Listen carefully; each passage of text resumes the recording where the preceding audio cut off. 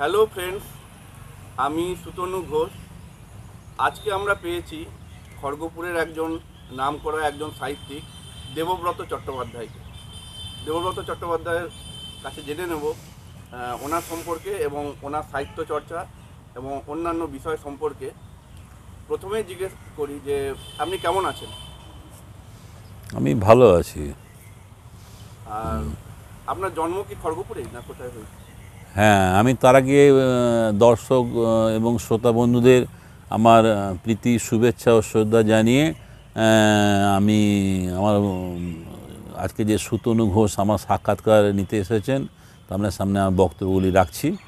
উনি যেগুলি বলবেন, আমি আমার জানা যেগুলো আছে সেগুলো সবই আমি বলার চেষ্টা করব, যাতে আপনাদের ভালো লাগে। বলুন। হ্যাঁ, বলছিলাম আপনার জন্ম কোথায় হয়েছিল?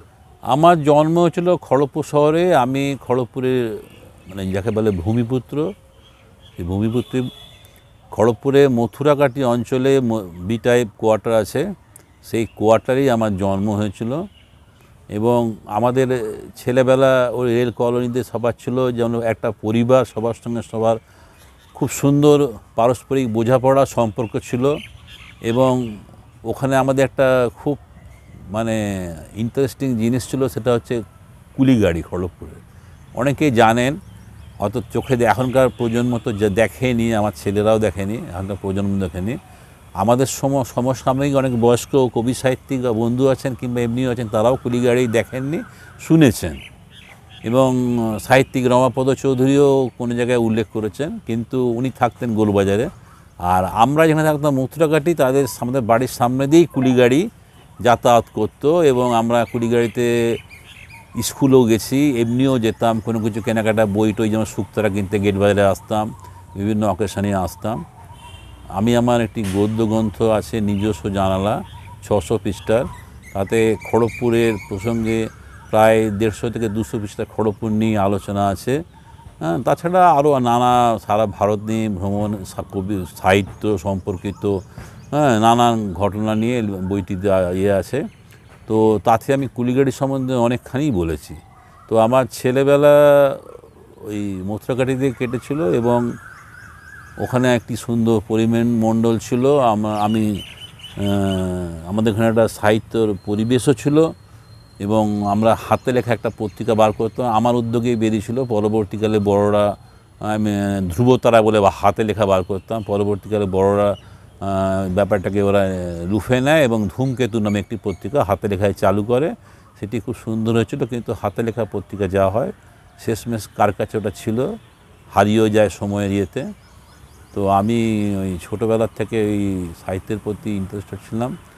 বাবা আমাকে একদিন ঝিলিমিলি বলে পত্রিকা এনে দিয়েছিল, সেই আমার প্রথম পত্রিকা পাওয়া। পরবর্তীকালে আমার পাড়ায় কাঞ্চন ভট্টাচার্য ছিল, সে বাড়িতে শুকতারা, আনন্দমেলা সব রাখতো এবং আমি তার কাছে নিয়ে এসে পড়তাম। নিয়মিত শারদীয় সংখ্যা সে আমাকে দিত, পড়ে ফেরত দিতাম। এই ব্যাপারে কাঞ্চনের কাছে আমি খুবই ঋণী। এছাড়া বাড়ির পাশে সোমনাথ দা ছিল, সে আমার থেকে আরও বয়সে অনেক বড়, তাকে যে পুরনো দিনের শুকতারা ছিল, চেয়ে চেয়ে নিয়ে এসে পড়তাম। পরবর্তীকালে আমার অমলমূল বন্ধু ছিল, যা আসা করতাম। সেই সময় কিশোর ভারতীয় বেরোয় কিনতাম এবং আমরা সেই সময় দীননাথ কাশ্যপ নামে ছদ্মনামে, ওনার নাম ছিল দীনেশচন্দ্র চট্টোপাধ্যায়, কিশোর ভারতীর সম্পাদক। উনি ছদ্মনামে দীননাথ কাশ্যপ নামে লিখতেন দুরন্ত ইগল। সেই উপন্যাস ধারাবাহিকভাবে বেরোতো এবং আমি, অমল এবং অন্যান্য বন্ধুরা আমরা সেটা গোগ্রাসে গেলার জন্য অপেক্ষা করতাম। আচ্ছা, আপনি ছাড়াও সাহিত্য চর্চা বা বই পড়ার অভ্যেস ছিল বাড়ির কারো? না, সে অর্থে আমাদের বাড়িতে তেমন চর্চা ছিল না। আমি বইগুলো আনতাম, আমার দাদা মাঝে মাঝে সে থেকে পড়তো, বা মাঝে সাঝে কখনো পড়তো বই টইগুলো। হ্যাঁ, সেটা আমি আনাতেই হতো, ও ইয়ে করতো না। তো পরবর্তীকালে এবং এমনও একটা ছিল চর্চা, আমি পড়তাম বলে আশেপাশে যারা আমাদের সমসাময়িক বন্ধু কিংবা বান্ধবী ছিল বাড়ি, তারা সব লাইব্রেরি থেকে এনে বই আমাকে দিত। এবং আমি এমনও হতো, আমি পড়াশোনা ছেড়ে দিয়ে গল্প বই একদিনে একটা উপন্যাস শেষ করে ফেলেছি, হয়তো সেগুলো বড়দের উপন্যাস। তো আমার বাড়িতে এসব বলতো না, ছেলে পড়তে যেমন হয়, আমরা 4 ভাই বোন ছিলাম, আমাদের এখানে পড়াশোনার যে খুব একটা ইয়ে ছিল তা না, যেমন পড়াশোনা হচ্ছে আজকের যুগের সঙ্গে কিন্তু তুলনা করলে হবে না। আজকে আমার 2 ছেলে আছে, আমার 2 ছেলেকে যেভাবে করেছি, ছেলেটা ডিএভি স্কুলে পড়তো, নিয়ে যাওয়া, দেখাশোনা, সুইমিং শেখানো। আমাদের তখন সেভাবে এরকম ছিল না। স্কুলে ভর্তি করে দিলাম, রেলে প্রাইমারি স্কুলে, তারপরে গেলাম। আমার জীবনে কোনোদিন টিউশনও ছিল না, আমি যা পড়েছি নিজে, স্কুলে পড়া আর নিজে। কাজেই সেভাবে কিছু ইয়ে ছিল না, আর আমার বাড়িতেও ছিল না, আমার ফ্যামিলিতেও সেভাবে যে ঠাকুর অন্য আগে জেনারেশন ছিল কি মামা বাড়িতে তা ছিল না। এই আমার মামা, বড় মামা মাঝে মাঝে গল্প শোনাতেন নানা রকম, কোথা থেকে পড়তেন জানি না, এই পর্যন্তই। আচ্ছা, আপনার লেখালেখির শুরুটা কিভাবে হয়েছিল? লেখালেখির শুরু মানে আমি ওই যে বললাম, ছোটোবেলায় আমরা একটা পড়তে করতাম ধ্রুবতারা বলতে, ওই ঝিলিমিলি পড়ার পরেই আমার মনে হলো যে আমিও কিছু লিখতে পারি। তো কবিতা তো সেভাবে আসতো না তখন, প্রথমে গল্প ব্যাপারটাই চলে এলো। আমি রূপকথা পড়তাম, তো আমার প্রথম লেখা যেটা হয়েছিল রূপকথা দিয়ে বানিয়ে, সে কেমন হতো জানি না, সে লেখাও নেই। তো এরকম টুকটাক লিখতাম। স্কুলে ম্যাগাজিনে দেওয়ার জন্য একজন চাইতো, ওই বড় মামার কাছে গল্প শুনে আসতাম, সেই গল্পগুলোই লিখতাম।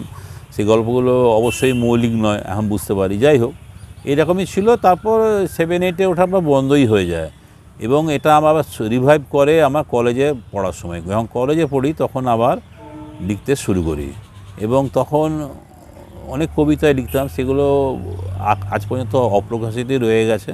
কারণ এখন আর সেগুলো মনে হয় না যে প্রকাশ করার মতো বলে মনে হয় না। তো কিন্তু তখন লিখতাম, এবং লিখতে লিখতে আবার আমার লেখার অনেকবার ব্রেক এসছে অনেকবার, তারপর আবার বন্ধ হয়ে গেছিলো। তারপর আমি আবার যখন চাকরিতে ঢোকার আগে আবার লেখালেখি শুরু করি, এবং আমার প্রথম সাফল্য যদি বলা যায় তাহলে 1986 সালে প্রতিক্ষণ পত্রিকায় আমার একটি কবিতা বেরোয়, বিবর্তন বলে। তো সেটাই হচ্ছে আমার সবচেয়ে বড় সাফল্য, এবং জীবনে মানে একটা মোড় ঘুরিয়ে দেওয়ার মতো ব্যাপার। তার আগে আমরা একটা হাতে লেখা পত্রিকায়, মানে আমাদের বন্ধুরা মিলে বার করেছিলাম মৌবাণী বলে, তাতে একটা ছড়া বেরিয়েছিল, এইরকমই আর কি। কিন্তু আমার প্রকৃত লেখা প্রকাশিত হয় 1986 সালে প্রতিক্ষণে। আচ্ছা, আপনার কোন কবি সাহিত্যিকদের লেখা পড়তে ভালো লাগে বা আগে ভালো লাগতো, এটা সম্পর্কে আমি তো ভালো লাগে বলতে ছোটোবেলায় প্রচুর পড়েছি, মানে ছোটোবেলার থেকেই পড়ার আমার অভ্যাসটা। রবীন্দ্রনাথ থেকে শুরু করে তারাশঙ্কর, শরৎচন্দ্র, তারাশঙ্কর, বিভূতিভূষণ কেউ বাদ যাননি। শরৎচন্দ্রের বহু উপন্যাস পড়েছি, ছোট গল্প পড়েছি, রবীন্দ্রনাথেরও পড়েছি উপন্যাস, ছোট গল্প। পরবর্তীকালে বিভূতিভূষণ, তারাশঙ্কর এদেরও না পড়েছি। হ্যাঁ, তো এবং তারও পরবর্তী সময়ে এখন অত হয় না, কিন্তু উপন্যাস যেমন শীর্ষেন্দু বন্দ্যোপাধ্যায় দূরবীন, মানব জমিন, কিংবা সুনীল গঙ্গোপাধ্যায় দেখি নাই সুনীল গঙ্গোপাধ্যায় সেই সময়ে প্রথম খণ্ড, দ্বিতীয় খণ্ড, কিংবা সমরেশ মজুমদারের উত্তরাধিকার, কালবেলা এবং কালপুরুষ ট্রিলজি, এগুলো সবই আমার পড়া। তো আলাদা করে আমার প্রিয় লেখক এভাবে সময়ের সঙ্গে বলা মুশকিল। তবে বর্তমান সময়ের পরিপ্রেক্ষিতে আমার শীর্ষেন্দু মুখোপাধ্যায়ের উপন্যাস গল্প বেশি টানে। তো এছাড়া সমরেশ বসুরও অনেক লেখা পড়েছি, প্রচুর ওনার লেখাও ভালো লাগে। হ্যাঁ, শঙ্করের এক সময় পড়েছি, শঙ্করেরও প্রচুর উপন্যাস। শঙ্করের উপন্যাস যদিও বাণিজ্যিক টাইপের, কিন্তু এটা মনে রাখতে হবে সত্যজিৎ রায় শঙ্করের দুটি উপন্যাসের উপর সিনেমা করেছিলেন। তো সেই হিসাবে সেটাও যথেষ্ট উল্লেখযোগ্য। তো এরকম আমি প্রচুর পড়েছি, এবং কবিতাও পড়েছি। জীবনানন্দ, বুদ্ধদেব বসু শুরু করে, প্রেমেন মিত্র থেকে শুরু করে পরবর্তীকালে জয় গোস্বামী। তাছাড়া আমার কালীকৃষ্ণ গুহ, ভাস্কর চক্রবর্তীও খুব আমার প্রিয় কবি। এছাড়া সুনীল গঙ্গোপাধ্যায়ের কবিতা আমার সবসময় ভালো লাগে, ওনার কবিতা আমাকে একটা বিশেষভাবে। এছাড়া শক্তি চট্টোপাধ্যায়, শঙ্খ ঘোষ, ওনাদেরও কবিতা যথেষ্টই ভালো এবং প্রচুর পড়েছি, এরকম ব্যাপার আর কি। আচ্ছা, সাহিত্য চর্চার জন্য আপনি বাড়ির লোক ও আত্মীয়দের কেমন সাপোর্ট পেয়েছেন? সাহিত্য চর্চা বলতে আমার বাড়িতে সেভাবে কোনো ছিল না, তবে মা আমাকে প্রতিনিয়ত উৎসাহ দিতেন। এ ব্যাপারে আমি মায়ের কাছে পেয়েছি, এবং বিবাহ পরবর্তী জীবনে আমার মানে সবচেয়ে শ্রেষ্ঠ মানে সবচেয়ে বেশি এবং উৎসাহ এবং প্রেরণা পেয়েছি আমার স্ত্রী লিলি চট্টোপাধ্যায়ের কাছ থেকে। উনি আমার বিবাহের পরবর্তী সময়ে ডাক্তার ভাষাচার্য সুনীতি কুমার চট্টোপাধ্যায়ের উপর পিএইচডি করেছেন কলকাতা বিশ্ববিদ্যালয় থেকে, এবং ওনার একটি বইও আছে Suniti Kumar Chatterji the journey of a linguist. বইটি থিসিসের সময়ও বটে, এবং বই করার সময় আমি তাকে নানাভাবে সাহায্য করার চেষ্টা করেছি, টাইপ করে দেওয়া, এবং সঙ্গে গেছি লাইব্রেরিতে, ইউনিভার্সিটিতে বিভিন্ন সময়ে। তো বইটি যথেষ্টই সাড়া জাগিয়েছিল এবং বিভিন্ন মহলে প্রশংসিত হয়েছিল। তো সে স্ত্রী আমাকে অনবরত উৎসাহ যোগান, এবং এই যে অনেকের কাছে শুনি এই সমস্যা ওই সমস্যা, কিন্তু উনি আমার কবিতার প্রথম পাঠক, প্রতিটি কবিতা উনিই আমার শোনেন এবং মতামত দেন, যদি খারাপ হয় তাও জানিয়ে দেন, ভালো হলেও জানান অকপটে, এবং জানান উনি একজন পাঠিকা হিসাবেই বলছেন, আমার স্ত্রী হিসাবে নন। মানে আমি নিশ্চিন্ত যাতে থাকতে পারি, মানে এটা তো হয় যে স্বামী লিখেছে ভালো লাগছে, এরকম কোনো ব্যাপার না নিশ্চয়। এবং বই করার ব্যাপারও আমি কবিতা বেশি দিন না লিখলেও উনি খোঁজ নেন যে কবিতা লিখছো না কেন, কিংবা তোমার নেক্সট বই কবে বেরোবে, মানে বই বেরোবার জন্যও প্রতিনিয়ত উৎসাহ দেন। এবং আমার দুই ছেলেও এই ব্যাপারে যথেষ্ট খোঁজ খবর রাখে, তবে ওরা তো অন্য লাইনে চলে গেছে, ইঞ্জিনিয়ারিং লাইনে পড়াশোনা করে, কিন্তু বিশেষ করে নিজস্ব জানালা আমি লিখেছিলাম 1 বছর ধরে 600 পৃষ্ঠার বই, ওই 2020 সালে। তখন আমার দুই ছেলে, বিশেষ করে বড় ছেলে, আমাকে প্রচুর হেল্প করেছিল নানা ব্যাপারে, এবং সেসব তথ্যর ব্যাপারে আমাকে জোগাড় করে দেওয়া নানাভাবে। হ্যাঁ, আমার স্ত্রী ছাড়া বড় ছেলে, তার সঙ্গে ছোট ছেলেও কিছু করেছিল। আমার প্রেরণা বলতেই আমার এই পরিবার। আচ্ছা, প্রথম বই প্রকাশের একটা আনন্দ থাকে, আপনারও এরকম থেকে থাকবে। আপনার যে প্রথম বই সেটি কোনটি এবং কবে প্রকাশিত হয়েছিল? আমার প্রথম বই বলতে গেলে ব্যাপারটা হচ্ছে যে আমি তার আগে তাহলে কালীপদ কোনারের কথা বলতে হয়। খড়গপুরে কালীপদ কোনারকে বাদ দিয়ে কিন্তু কিছু হয় না, কবি সাহিত্যিক। ওনার ছেলে স্নেহাশিস কোনার আছেন, এখন তালবাগে যে স্কুলের শিক্ষক। তো আমি যখন কলকাতা থেকে ট্রান্সফার নিয়ে আসি, জয়েন করি, কিছুদিন পরে উনি জানতে পারেন যে আমার কথা বিজন চক্রবর্তীর সদ্য প্রয়াত বিজন চক্রবর্তীর মুখে, এবং আমাকে ডেকে পাঠান। তো আমাকে বলে লেখাটাকে, আমি বললাম তো আমি লিখছি না। এবং তখন ঘটনার প্রতিক্ষণে কবিতা বেরোনোর পর এমন হয়েছে আমি 2.5 বছর কবিতা লিখিনি, মানে যাকে বলে হাইবারনেশন। তো উনি বললেন, তুমি কবিতা পড়ে বলে, আরে তোমার তো পুরো ম্যাচিওর কবিতা, তুমি কেন লিখছো, আমাকে লিখতে হবে। আমার একটা রেলকম বলে পত্রিকা বেরোবে, তুমি লেখা দাও, আর একটা সংকলন বেরোবে রেল কর্মীদের দক্ষিণ পূর্ব রেলের অগ্নিকণে বসন্ত, তুমি 4টি কবিতা দাও। তো আমি সেই 4টি কবিতা দিলাম, এবং আরও অনেকেই খড়গপুরে ছিল, শ্যামল বেরা এটি দিয়েছিলেন। তো সেই সংকলনে আমার অনিল ঘোড়ায়ও ছিলেন। উনি অনিল ঘোড়ায় কবিতা সেই মানে 1992 সালে আমি দেখেছি, সেই সংকলনে আছে, যে সংকলন আমার কাছে আছে, এবং এটি মূল্যবান সংকলন। আমি জানি না অনিল ঘোড়ায় ওই 92 সালে কবিতা আর কার কাছে আছে কিনা। তো যাই হোক, তো সেই সংকলনটি বেরোয়, এবং আমি কোনোদের সঙ্গে কলকাতায় গিয়ে বইয়ে টই আনার ব্যাপারে সহযোগিতা করেছিলাম, এবং আমার জীবনে প্রথম মানে বই হিসাবে বেরোলো, যদিও সংকলন, আমাকে উৎসাহ জুগিয়েছিল। তো এরপরে পরবর্তীকালে আমাদের শ্যামল বেরা বলল যে আমাদের একটা কবিতা বই বার করা হতে, যৌথ 4 জনের। তো আমি দেখলাম তখন তো এখনকার মতো তো এত প্রকাশ হোক, কিংবা এখন যেমন একটা 10টা কবিতা লিখলে একটা বই বার করে ফেলছে, তখন কিন্তু ব্যাপারটা এরকম ছিল না। মানে এত নিজের পয়সা দিয়ে ছাপা হলেও যে বই বার করা যাবে, এরকম কনসেপ্টটা ছিল না। তো শ্যামল বলল যে আমরা 4 জন মিলে যদি বার করি কেমন হয়। কে 4 জন? না, আমি, বিজন চক্রবর্তী, শ্যামল বেরা আর শ্যামাপ্রসাদ ভট্টাচার্য, আমাদের থেকে অনেক সিনিয়র, উনি অ্যাকাউন্টসে কাজ করতেন, উনিও লেখালেখি করতেন। এর মধ্যে শ্যামাপ্রসাদ ভট্টাচার্য অনেকদিন আগে মারা গেছেন, বিজনও গত বছর প্রয়াত হয়েছে। তো এই 4 জনকে নিয়ে আমাদের একটা মিটিং হলো দুর্গা মন্দিরে। তো বললাম তাহলে বইটা কে করবে? শ্যামল বলল বইটা আমরা অনিলদা ঘোড়াইকে দেবো, অনিলদা করবেন। অনিলদা তখন চক্রধরপুরে কাজ করতেন, এবং সিমু সাহিত্য বলে একটি পত্রিকার সঙ্গে যুক্ত ছিলেন। তো অনিলদা এলেন মানস কুমার চিনির বাড়িতে, খড়গপুরের রেল কোয়ার্টারে।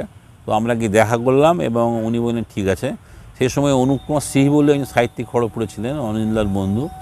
তো মূলত দুজনে মিলে উদ্যোগটা নিলেন, কিন্তু অনিলদা যেহেতু চক্রধরপুরে থাকতেন, অনুপ সিংহ কলকাতায় বেশি যাতায়াত করতেন, তার সঙ্গে অনিলদার সঙ্গে কন্ট্যাক্ট করতেন।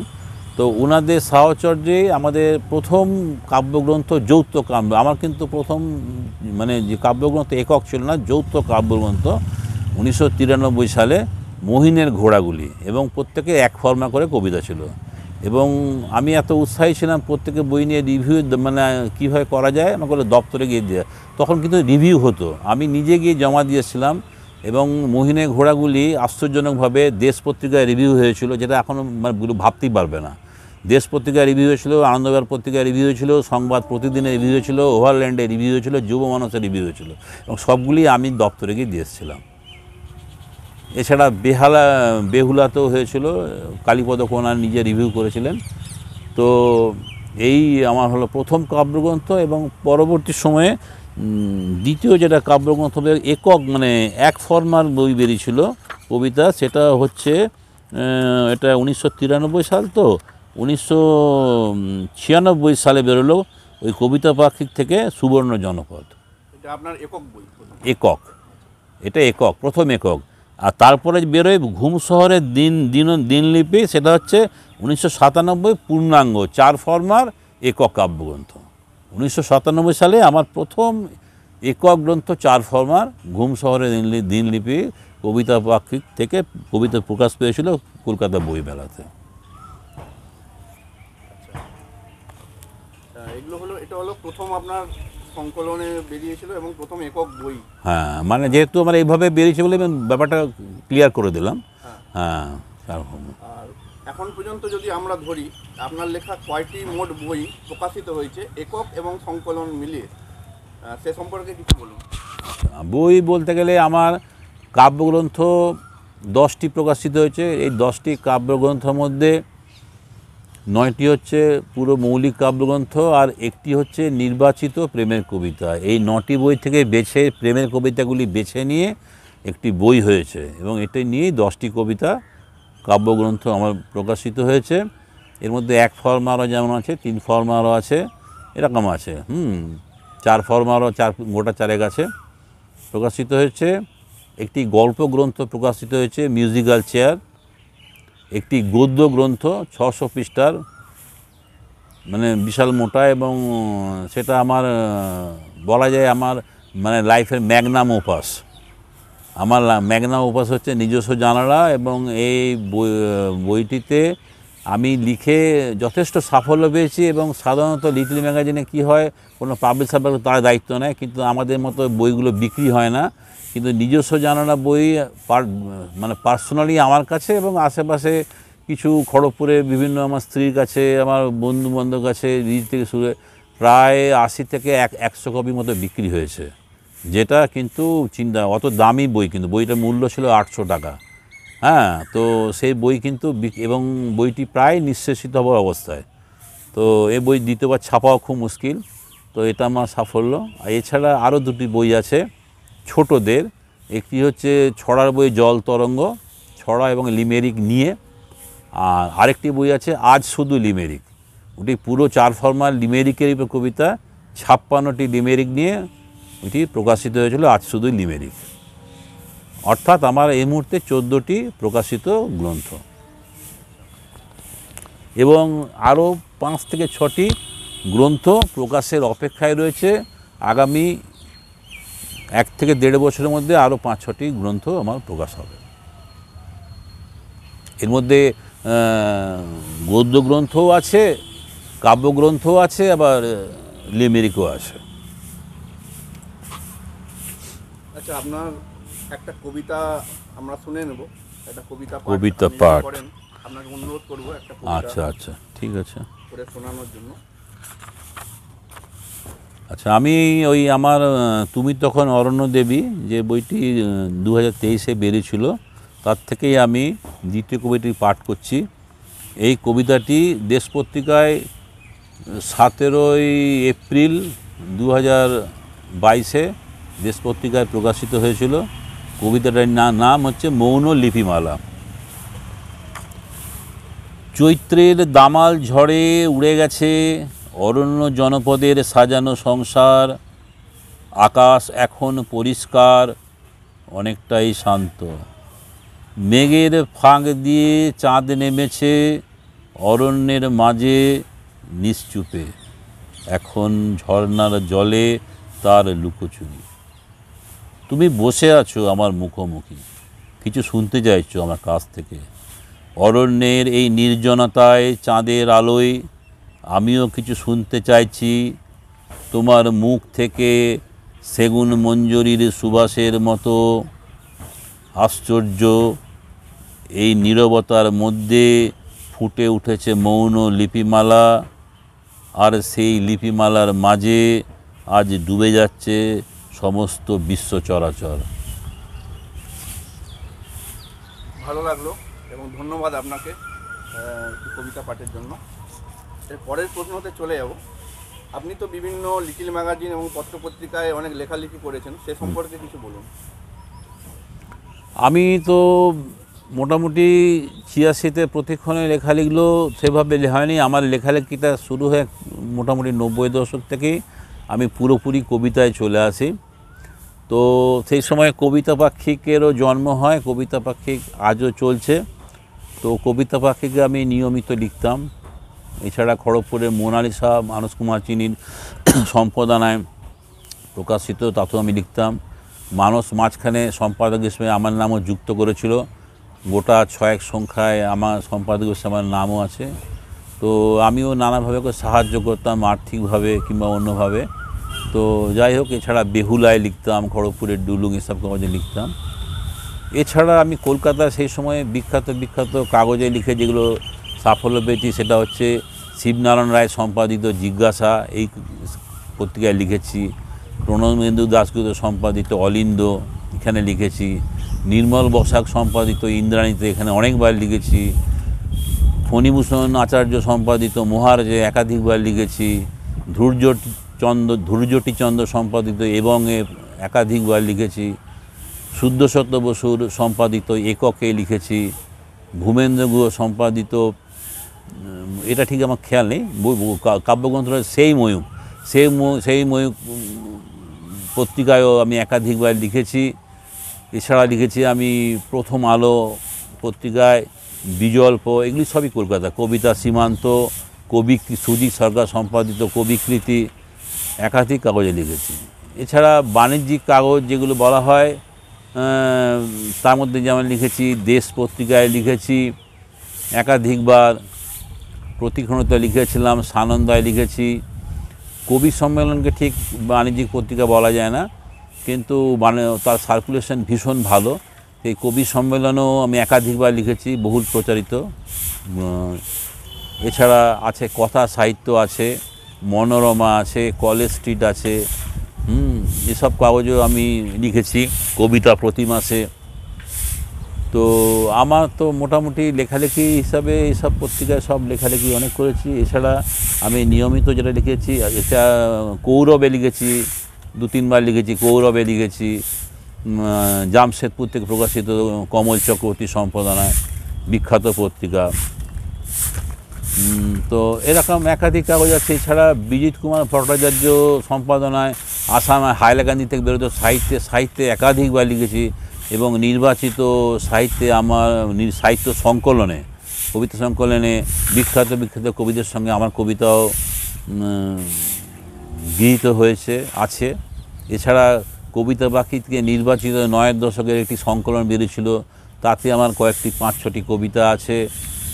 তাছাড়া সৌমেন সাউ সম্পাদিত ঝাড়গ্রাম থেকে বেরিয়েছে 3 শতাব্দীর কবিতা সংকলন, সেখানেও আমার কবিতা আছে। সেখানে 3 শতাব্দীর কবিতা মানে বুঝতে পারছেন, সেই রবীন্দ্রনাথেরও আগের থেকে সব কবিদের আছে। সেটা আমার পক্ষে একটা বিরাট গৌরবজনক ব্যাপার।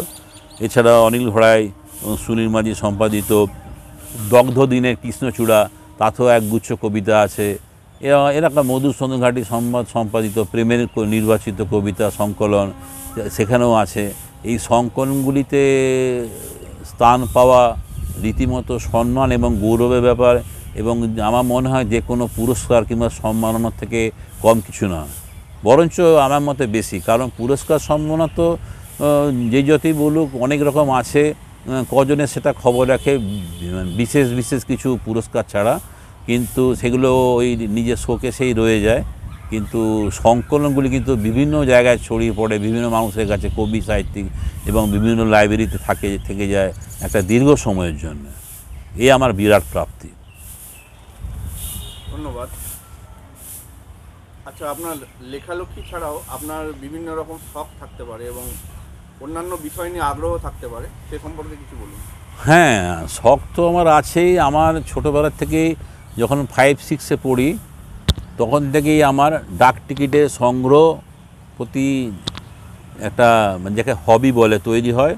এর কারণ একটা ছিল, আমাদের যখন নিমপুরে অটোমেশন তৈরি হয়, মানে ওই মালগাড়িগুলো শান্টিং হতো, পুশ করেই তো বিনা কন্ট্রোল ছাড়া, মানে আপনার থেকেই কন্ট্রোলে গড়ি গড়ি আসতো এবং এগুলো শিফট করতো। এটা জাপানি প্রযুক্তিতে তৈরি হয়েছিল। সেই সময় জাপান থেকে কয়েকজন ইঞ্জিনিয়ার এসেছিলেন এই কারিগরি সহায়তা দেওয়ার জন্য।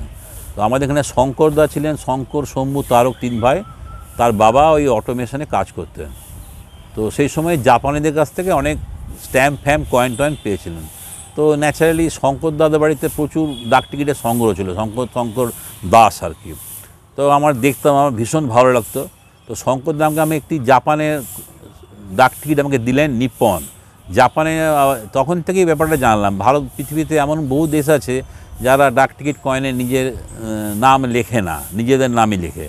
এটা সাধারণ লোক বুঝতেই পারবে না, কিন্তু ডাক টিকিট কয়েনের মানে মুদ্রার চর্চার জন্য এটা আমি ভালো মতোই জেনেছি এবং এই নিয়ে আর্টিকেলে লিখেছিলাম, প্রতিবেদনে প্রকাশ হয়েছে এবং নিজস্ব জানানোতেও সেইটা আছে, দেশের নাম নিজস্ব ভাষায়। তো জাপান যেমন লেখে নিপ্পন, অনেক সময় ইংরেজিতে নিপ্পন লেখে, অনেক সময় ইংরেজিতে নিজের ভাষায়, কিন্তু জাপান কখনোই লেখে না। এরকম অনেক আছে, যেমন জার্মানির ডয়েচল্যান্ড লেখে, যে তারপর পোল্যান্ড লেখে পোলস্কা, হাঙ্গেরি লেখে ম্যাজিওর পোস্টা, সুইডেন লেখে এসভেরিজ, সুইজারল্যান্ড লেখে হেলভেসিয়া, ইউরোপে এরকম প্রচুর আছে। তো আমার প্রথম ওই শুরু হলো ওই জাপানের দিক, তারপর ভারতবর্ষের কিছু কিছু ডাক টিকিট। সেই সময় আমরা একটা আমার পাড়াতে কয়েকজন বন্ধু দলই তৈরি হয়ে গেল, আমরা ডাক টিকিটের জন্য ঘুরে বেড়াতাম। এমনকি আমরা ডাস্টবিনে গিয়ে খুঁজতাম কোথায় খাম পড়ে আছে, তুলে তুলে আনতাম, লুকিচুরি, মারা গেলে ঘরে বকবে, মানে বিভিন্ন জায়গা থেকে এর বাড়ি তার বাড়ি করে। তো আমার সেই শখটা আস্তে আস্তে অ্যালবামে এলো, বিভিন্ন সাজানো হলো এবং কিছু মুদ্রাও জোগাড় করলাম। তারপর তো শঙ্করদারা চলে গেল। তো ঘটনাক্রমে আমার বিবাহের পর আমি জানতে পারলাম আমার শ্বশুরমশাইও একজন ডাক টিকিট সংগ্রাহক এবং আমার বিয়ের 6 মাস পরে উনি মারা যান। তো আমার শাশুড়িমা বললেন যে এগুলি তো পড়েই থাকবে, তুমি নিয়ে যাও, তোমার দায়িত্ব। আমার স্ত্রী বললেন হ্যাঁ তুমি দেখো। তো আমি দেখলাম যে এ তো একটা ট্রেজার আইল্যান্ড, মানে আমার কাছে যদি থেকে থাকে, এখন আমার কাছে যারা ডাক টিকিট আছে হয়তো 20% আমার, 80%ই ওনার। কিন্তু দুজনের সংগ্রহ এই মুহূর্তে তো আমি সেই মানে তার সম্পত্তির একটি ডাক টিকিটে, ওটা তো সম্পত্তি বলা যায় না, যাই হোক। তো প্রায় 15,000 ডাক টিকিট আছে এবং পৃথিবীর প্রায় কিছু না 200-250 দেশে ডাক টিকিট আছে এবং পরবর্তীকালে কয়েন এবং মুদ্রা এবং কারেন্সিও সংগ্রহ আছে এবং সেও বহু দেশের আছে এবং ছেলেরাও খুব ইন্টারেস্টেড হয়ে কয়েন কারেকশন ওরা করে এবং এখনও আমাকে দেয়। যেমন হায়দ্রাবাদের কয়েন, গোয়ার কয়েন, গোয়া বলতে ওটা পর্তুগিজ ইন্ডিয়া। 2060 সালে ভারত স্বাধীন হয়ে গেছিল 47 সালে, 47 সালের পরও কিন্তু গোয়া মানে পর্তুগিজ ইন্ডিয়া ছিল স্বাধীন, যেটা গোয়া দমনদ্বীপ। 60 সালে ভারত সরকার আক্রমণ করে এবং ওরা পালিয়ে যায়, দখলে আসে। তো সেই পর্তুগিজ ইন্ডিয়ারও আমার ডাক টিকিট আছে, কয়েন আছে। তারপর দেশীয় রাজ্য যেগুলো অবলুপ্ত হয়ে গেছে সেগুলো অবশ্য শ্বশুরমশাই থেকেই পেয়েছি, মাইসোর, ভোপাল, তারপর হায়দ্রাবাদ, এরকম আরও নানা দিয়ে আছে, মানে যেগুলো দেশীয় রাজ্য ভারতবর্ষের এই মুহূর্তে মনে পড়ছে না। তারপর ফ্রেঞ্চ ইন্ডিয়া, যেটা চন্দননগর, পন্ডিচেরি, হ্যাঁ। তারপর নেদারল্যান্ড ইন্ডিয়া, মানে ডাচ ইন্ডিজ, তারাও একটা ছোট জায়গা ওই হুগলি কোনো অঞ্চলে ছিল। তো এরকম 4টে দেশের ডাক টিকিট, মানে বিদেশ ভারতের রাজত্ব করতো, ব্রিটিশ ছাড়া পর্তুগিজ, নেদারল্যান্ড, ফ্রান্স, যাই হোক এগুলো সব আছে। এবং আমার কাছে প্রচুর ডাক টিকিট আছে এবং কয়েন কারেন্সিও আছে। এটা আমার হবি এবং এখনও আছে, কেউ বাড়িতে এলে দেখতে চাইলে আমি দেখাই এবং সযত্নে রক্ষিত আছে।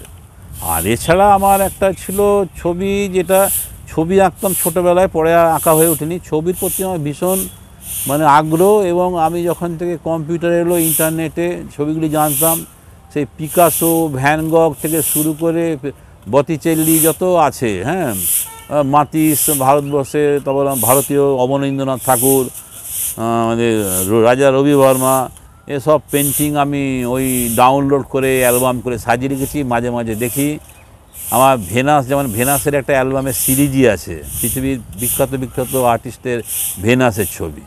হ্যাঁ, তার মধ্যে বতিচেল্লির Venus, the birth of Venus, কিংবা জিওজিনের ঘুমন্ত ভেনাস খুব বিখ্যাত, সেসব ছবিগুলো আছে। পিকাসোর গুয়ের্নিকা, সব এগুলি আমার মানে কোনোটাই অরিজিনাল নয়, ইন্টারনেট থেকে ডাউনলোড করে প্রিন্ট। কিন্তু কেউ যদি দেখতে চায় আমার কাছে, সে অ্যাট এ টাইম বিখ্যাত বিখ্যাত পেন্টিংয়ের মানে যে এগুলো সংগ্রহে পাবে। এটা আমার একটা শখ। আর এছাড়া তো বই পড়া আছে, আর ভ্রমণ, যেটা হচ্ছে আমার ভ্রমণ। ভ্রমণ তো সবাই বেড়াতে যায়, কিন্তু আমরা বেড়াতে গেলে কী হয়, আগের থেকে স্টাডি করে আসি এবং এখনও করে যাই।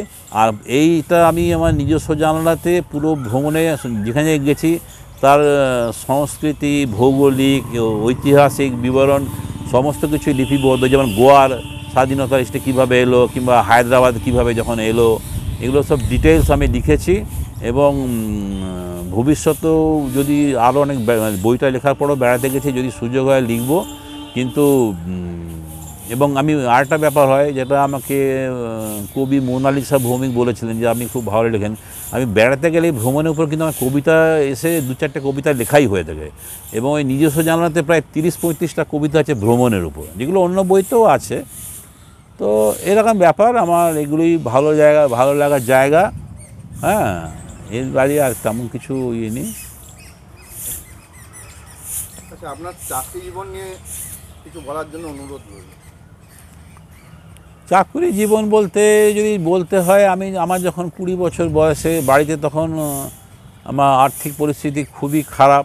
মানে কিছু রোজগার করে, আমি তখন বিএসসিটাও কমপ্লিট হয়নি, পার্ট 2টা দিয়েছি, রেজাল্ট বেরোয়নি। তো আমার এক দাদা এসে বললেন, জেঠু দাদা ভূপালে কাজ করতেন, আমার সঙ্গে চল, তোকে একটা চাকরিতে ঢুকিয়ে দেবো, ভালো জায়গা কোম্পানি, বিড়লা কোম্পানি। তো আমি বাড়িতে বললো যা, আমি তার সঙ্গে চলে গেলাম। তো সে তখন চলে গেলাম মানে যেতে বলে গেল, সে তো চলে গেল। আমি একদিন ট্রেনে যাওয়ার জন্য যাত্রা শুরু করলাম, গিয়ে শুনি train cancel, Bombay mail cancel, Ahmedabad, মানে আমার রিজার্ভেশন নেই। আমাকে দাদা চাপিয়ে দিয়ে চলে এলো, আমি একটা আনরিজার্ভ কম্পার্টমেন্টে চেপে গেলাম ভূপালের জন্য। তখন 20 বছর বয়স, তখন ইন্টারনেট ছিল না, মোবাইলে কোনো প্রশ্ন নেই, এটিএম কার্ড ছিল না, যে সঙ্গে যেটুকু টাকা আছে সেটাই। কাউকে যে ফোন করবো, কারো যে বাড়িতে কথা বলবো, কোনো যোগাযোগ করব, কোনো কিছু নেই। আজকে 20 বছরের একটা ছেলে, আমার ছেলেও যায় ভূপালে পড়ে, আর আমার ভূপাল যাওয়ার মধ্যে কিন্তু আকাশ পাতাল পার্থক্য। তো আমি ওখানে যখন পৌঁছালাম, পৌঁছে একটা অটো ধরে গেলাম, তখন ভূপালের এই বিপর্যয়টা ঘটেনি, যে ডিজাস্টারটা হয়েছিল 1984 সালে। তো আমি গিয়ে ওই উঠলাম যে জায়গায়, তখন ওই বল্লভ ভবন বলে প্রশাসনিক কার্যালয়টি আছে ভূপালের, রাজ্য সরকারের, তার পাশে সাউথ ব্লক, নর্থ ব্লক দুটো তৈরি হচ্ছিল সরকারি, রাজ্য সরকারি অফিসের জন্যে। তো আমার দাদা একটি ব্লকে ছিলেন, সাউথ না নর্থ মনে নেই। তো আমি খোঁজ করে গিয়ে পৌঁছালাম। তো আমাকে দাদা যথারীতি এটি করলো। দাদা বললো ঠিক আছে, ওটা তো এখন লোক এই মুহূর্তে নিচ্ছে না, তুই আমি যে কোম্পানিতে সন্দীপ কনস্ট্রাকশন, তুই আমার এখানে কাজ কর, আমার অ্যাসিস্ট করবি। ও ছিল স্টোর কিপার, তুই আমাকে হেল্প করবি। ওকে বলে আমি বললাম মালিককে বলে হবে, ওই মানে যেমন হয় আর কি চাকরি। তো আমি কাজ করতে শুরু করলাম, অ্যাসিস্ট্যান্ট স্টোর কিপার। তো মালিক তার পরের দিন এলেন হরিশ মিরচান্দানি, আমার দাদা বললো এসছে মালিকের সঙ্গে চল, গিয়ে আমাকে উনি একটা ছোটোখাটো ইন্টারভিউ টাইপের নিলেন। আমি চাকরিতে জয়েন করে ফেললাম। কিন্তু করলে কি হবে, আমার মন তো ওখানে বসলো না। আর সেই সময় প্রচণ্ড দুর্যোগ। তো 7 দিনের মাথায় আমার এত কাছে, দাদা বললো অন্তত সাঁচি টাঁচি দেখে যে, আমার কিছুই ভূপাল দেখা হলো না। আমি একদিন আবার হঠাৎ বিনাথ আনরিজার্ভ কম্পার্টমেন্টে ফেরত চলে এলাম। যদিও ভূপাল আমি পরবর্তীকালে গেছি, আমার ছোটো ছেলে ভূপালে ভিটে পড়াশোনা করে ইঞ্জিনিয়ারিং, তখন ভর্তি করতে গিয়ে আমি সাঁচি ঘুরেছি, ভীমবেটকা ঘুরেছি, এবং ভীমবেটকা ঘুরেছি একটি কবিতা লিখেছিলাম, সে কবিতাটি দেশে প্রকাশিত হয়েছে এবং বহু প্রশংসিত হয়েছে ভীমবেটকা। হ্যাঁ, তারপরে এসে পরবর্তীকালে আবার গেছি, 2-3 বার গেছি, উজ্জয়িনী গেছি, মান্ডু গেছি, ইন্দোর গেছি, জবলপুর গেছি, আরেকবার ওখান থেকে গিয়ে, যদিও ওটা অন্য রাজ্যে, অজন্তা এলোরা গেছি, সিডি, এভাবে ঘুরেছি। যাই হোক, তো আমি ওইটা চলে এলাম এবং তারপর চাকরি নেই, যথারীতি চাকরির চেষ্টা করতে করতে আমি সার্ভিস কমিশন দিয়ে রেলে, ইস্টার্ন রেলে ফেয়ারলি প্লেসে আমি আপার ডিভিশন ক্লার্ক যেটা বলতো, তখন অ্যাকাউন্টস ক্লার্ক গ্রেড 1 হিসাবে আমি চাকরিতে জয়েন করলাম। তো সেই চাকরির একটা গল্প আছে। যেদিন আমার রিটার্ন হয়েছিল সেদিন ছিল দুর্গাপুজো, নবমী। সেবার দুবার দুর্গাপুজো হয়েছিল আমাদের মানে পশ্চিমবঙ্গে, ভারতে সব জায়গাতে। এটি বিশুদ্ধ সিদ্ধান্ত, একটি গুপ্ত কেস। এবং আমার জ্ঞানত মানে আমার জন্মের পর থেকে ওই একবারই আমি দেখেছি দুবার দুর্গাপুজো। তো সেবার হয়েছিল ওটা 1983 সালে, 83 বলছি, ওটা 82 সালে। এবং আমি আর বন্ধু আমরা লিলুয়াতে পরীক্ষা দিয়ে, আমি আর সৌমিত্র চক্রবর্তী আমরা বেলুড়ে গিয়ে দুর্গা দেবীর দর্শন করেছিলাম এবং সেদিন কুমারী পুজো হচ্ছিল। তো যাই হোক, তো দিয়ে আমরা ফিরেছিলাম এবং পরবর্তীকালে চাকরিও পেয়েছিলাম। আমি ফেয়ারলি প্লেসে জয়েন করেছিলাম, 4 বছর ছিলাম ফেয়ারলি প্লেসে, 83 থেকে 87। ওই সময় আমার প্রতিক্ষণে লেখাটি কবিতা প্রকাশিত হয়েছিল। এবং আমি ওই অফিস পত্রিকা ছিল অ্যাকাউন্টস রিক্রিয়েশন ক্লাবে, সেখানে আমি 3-4 বছর ছিলাম। তো একবার কবিতায় 3য় স্থান পেলাম, একবার গল্প লিখে 3য় স্থান পেলাম। পুরস্কার নেবার জন্য কলেজ স্ট্রিটে ওই রঙ্গনাথে ইউনিভার্সিটি ইনস্টিটিউট হলে গিয়ে নিয়েছিলাম। এটা আমার একটা খুব ভালো সময় ছিল। তারপর ফিরে এলাম এবং মানে মিউচুয়াল ট্রান্সফার করে আমি ফিরেছিলাম একজনের সঙ্গে, বিনোদ বলে ছেলের সঙ্গে। তো ইস্টার্ন রেল থেকে মিউচুয়াল ট্রান্সফার নিয়ে সাউথ ইস্টার্ন রেল আমি খড়গপুর ডিভিশনে চলে আসি। এবং খড়গপুর ডিভিশনে এসে আমার কবি বিজন চক্রবর্তীর সঙ্গে আলাপ হয় এবং পরবর্তীকালে কালীপদ কোঁয়ার, যার কথা আমি আগেই বলেছি। এবং এখানে আমি 87 সালে জয়েন করার পর একেবারে টানা 32 বছর কাজ করেছি এবং 2019 সালে আমি জুলাই মাসে চাকরি থেকে অবসর নিয়েছি এবং খুব শান্তিপূর্ণভাবে অবসর নিয়েছি, সফলভাবে অবসর নিয়েছি। এবং এই সময়ে আমাদের অফিসের তো কোনো পত্রিকা সেভাবে বেরোতো না, একবারই সুভেনিয়ার বেরোতো, কিছু ওয়ার্ল্ড ম্যাগাজিন বেরোতো। একবার ওয়ার্ল্ড ম্যাগাজিনের দায়িত্ব আমিও নিয়েছিলাম। কিন্তু আমাকে সবাই জানতো কবিতা চর্চা করি। কিন্তু ব্যাপারটা হচ্ছে যে পরিচিতিটা যত দিন গেছে তত আরও বেড়েছে। এবং আমি রিটায়ারমেন্টের পর আমার অনেক বই বেরিয়েছে, যেটা রিটায়ারমেন্টের আগে ছিল আমার 8টা, রিটায়ারমেন্টের পরই আমার 6টা বই বেরিয়েছে এবং আরও 6টা বই অপেক্ষায়। মানে আমার এটা একটা কারণ হচ্ছে যে আমি সময়টা পাচ্ছি, কারণ অফিসে কাজে আমার অনেকখানি সময় চলে যেত। আর দ্বিতীয়ত আমার 2 ছেলে, তাদের পড়াশোনার ব্যাপারে, টিউশনের ব্যাপারে, সুইমিং, বিভিন্ন কাজে আমাকে ব্যস্ত থাকতে হতো, মধ্যে যেতাম। আমার স্ত্রীও যেহেতু চাকরি করে এবং এখান থেকে শালবনীতে প্রতিনিয়ত যাতায়াত করে, একটা মানে টিডিয়াস ব্যাপার এখান থেকে রোজ যাতায়াত করা। তো কাজে সে তো বেশি দেখতে পেত না, আমাকে অনেকখানি তাদের সময় দিতে হতো, যার ফলে লেখার এবার এর মাঝখানে আমার মিসেসের পিএইচডি ব্যাপারটাও চলে এসেছিলো। তার জন্য মাঝখানে আমার লেখালেখিটা অনেকখানি মানে কমেছিল অনেককেই, যার জন্য আমাকে অনেকে ভেবেছে বোধহয় আমি লেখালেখি ছেড়ে দিয়েছি কিংবা যাকে বলে। তো ব্যাপারটা তা নয়, এক ধরনের হাইবারনেশন। আর আমি ওই যে বললাম 2 বছর লিখিনি, ওই কালীপদ কোঁয়ারের আমন্ত্রণে লিখলাম হাইবারনে, এবং শুরু করলাম অমৃতলোকে আমার বেরোলো কবিতাটা হাইবারনেশন, শীত ঘুম। আমি আবার ফিরে এলাম 2.5 বছর পর। কিন্তু ফিরে আসার পরও কোনাদা আবার চলে গেলে, মারা গেল। আবার মাঝখানে যে বললাম অফিসের কাজ, ছেলে মানুষের জন্য আবার একটু কমে গেছিলো। আবার 2019 থেকে আবার ব্যাপারটা সারভাইভ করে, এবং এখন আমি পুরোপুরি আমার আর কোনো কাজ বলতে, ছেলেরা, বড় ছেলে চাকরি করে সে হায়দ্রাবাদে, ছোটো ছেলেও ভোপালে পড়াশোনা তার শেষ পর্যায়ে, মিসেসও চাকরি করছে। আমি এখন পুরো সময় দিতে পারি। আর চাকরি ব্যাপার যে বলছেন, আমি নিজস্ব জানাতে আমি চাকরির জীবন নিয়েও অনেক উল্লেখ করেছি। আমার অফিসের পরিমণ্ডল খুব ভালো ছিল অ্যাকাউন্টসে। সেখানে আমাদের নানা রকম কালচারাল প্রোগ্রাম হতো, নাটক হতো, গান হতো, কুইজ কম্পিটিশন হতো, গান যেটা কী বলে অন্তর দিয়ে শুরু হয় না, ওইটা হতো। যাই হোক, গানের বিভিন্ন কম্পিটিশন হতো। তো একটা, এবং পরিবেশ খুব ভালো ছিল, যেহেতু অ্যাকাউন্টসে সব শিক্ষিত ছেলে মেয়েরাই আসতো। এখানে কিন্তু অন্য ডিপার্টমেন্ট থেকে মেয়েরা চলে আসতে চাইতো, মানে চেষ্টা করে, কারণ এখানে পরিবেশটা খুব ভালো এবং এখানে কথাবার্তা খুব একটা সুস্থ একটা ছিল, পরিবেশ ছিল। এই জন্যে আমি অফিসের কাছেও কৃতজ্ঞ। আমার অফিস জীবনটা যথেষ্টই ভালোই ছিল। আচ্ছা, আমরা ইন্টারভিউ একদম শেষ পর্যায়ে চলে এসেছি, মানে শেষ একটি প্রশ্ন করে আমরা ইন্টারভিউটা শেষ করব। আচ্ছা, সেটি হচ্ছে আপনার লেখালেখি অনেকেই পড়েন, অনেকেই আপনার লেখন শৈলী সম্পর্কে জানেন, কিন্তু আপনি যদি দু চার কথায় আপনার লেখন শৈলী বা লেখার ধরন সম্পর্কে বলেন তাহলে খুব ভালো হবে। লেখার কথা যদি আসে তাহলে প্রথম থেকেই বলি যে অনেকেই দেখতাম কবিতা পড়তাম, অনেকেরই পড়েছি দুর্বোধ্য কবিতা পড়তাম, অনেকে বুঝিনি।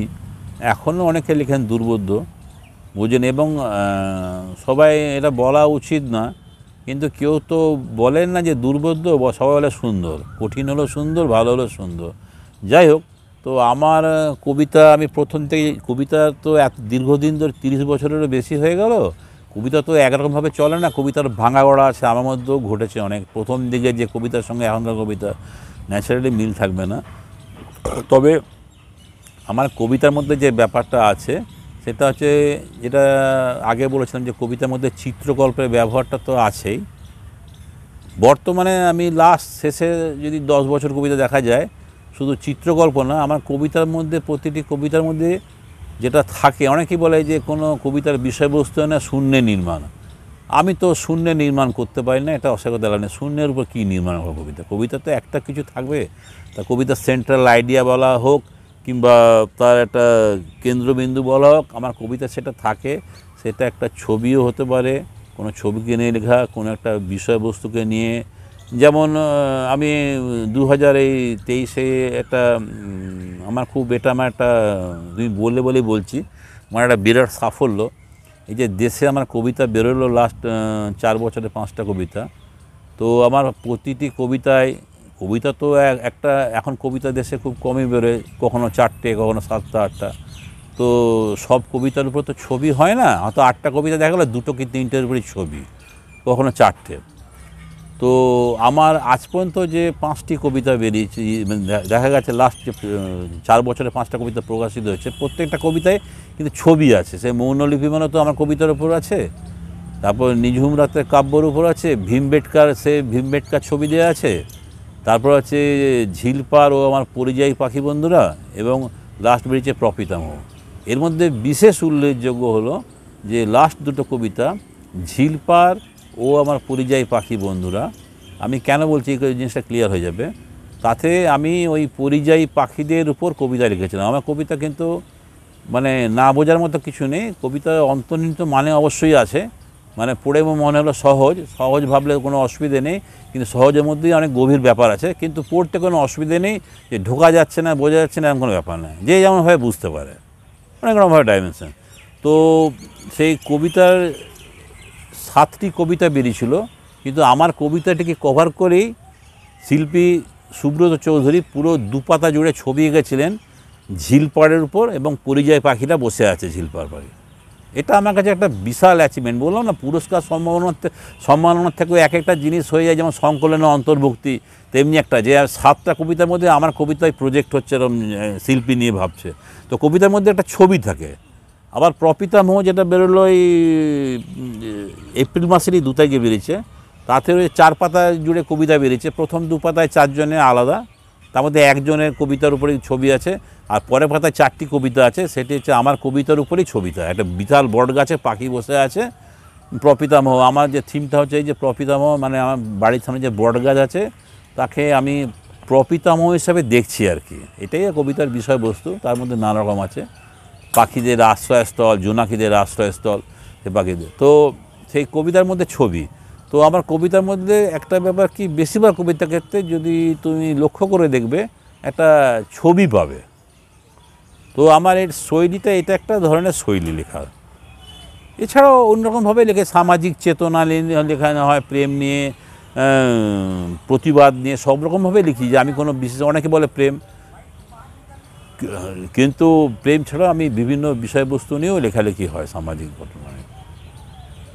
ধন্যবাদ দেবব্রত চট্টোপাধ্যায় মহাশয়কে আজকে আপনাকে এইখানে আসার জন্য, এবং আপনার সম্পর্কে এবং আপনার সাহিত্য শৈলী সম্পর্কে বলার জন্য।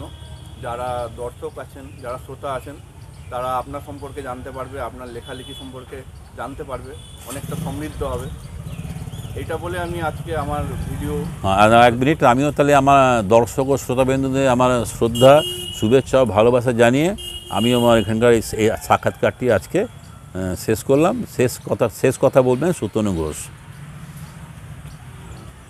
ধন্যবাদ আপনাকে।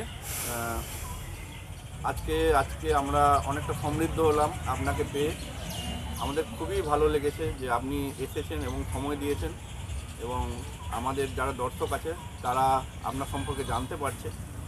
এই ধরনের যদি আরও এই ধরনের ভিডিও কেউ দেখতে চান, যারা দেখছেন তারা অবশ্যই কমেন্ট করবেন, কারণ আমরা আরও এই ধরনের ভিডিও নিয়ে আসবো। এই বলে আজকের মতো ভিডিওটা আজকে শেষ করছি। সবাই ভালো থাকবেন।